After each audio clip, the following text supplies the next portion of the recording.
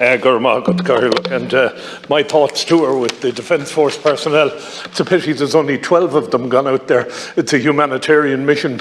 The triple lock doesn't apply, and we should have a lot more people there. And indeed, the need for heavy lift aircraft has once again been exposed. So, Deputy Leader Cathaoirleach, on the 18th of May 1988, 02789H prison officer Sean O'Brien was on duty in Portlaoise Prison. I've been given permission to use his name today. You'll recall that this was at the height of the Troubles here in Ireland.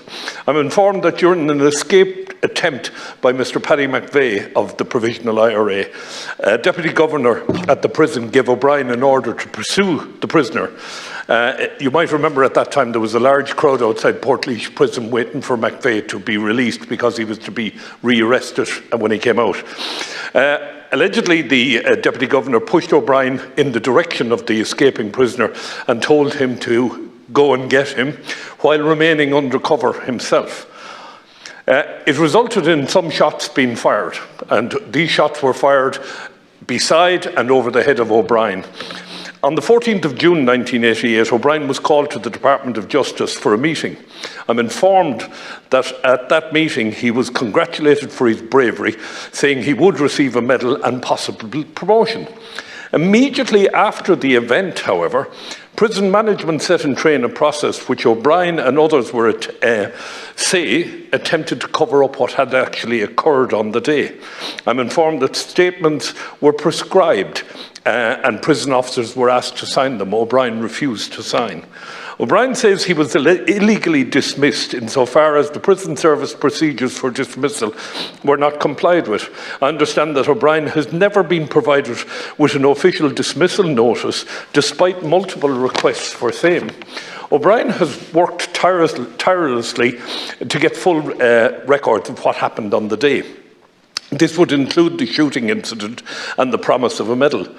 All requests for information have been refused, stating that it fell outside the FOI legislation. Much of what O'Brien says has been corroborated, which is the reason why I bring it to this House today, by none other than Martin Ferris, former Sinn Féin TD for Kerry.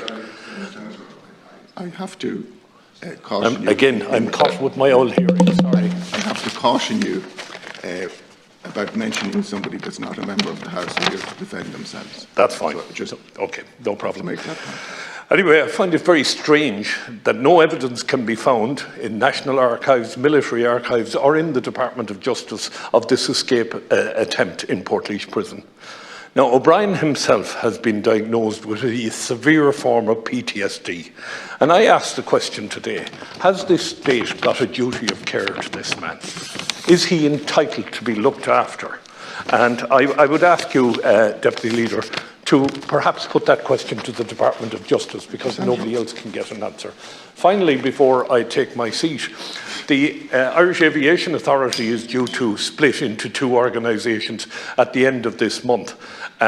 We have an urgent request for that not to happen now, because there are many issues that have to be resolved. So, Deputy Leader, I'm asking that the Minister will be contacted and asked to postpone this. Senator Craughwell brought what I can only describe as a very disturbing case to our attention this morning of a gentleman called Sean O'Brien. Obviously, I'm not aware of the details, but I will certainly bring them to the attention of the Minister for Justice and indeed the Secretary-General of the Department of Justice to see if we can get some answers for the Senator, but more importantly, some care and duty of care and attention to Mr. Sean O'Brien.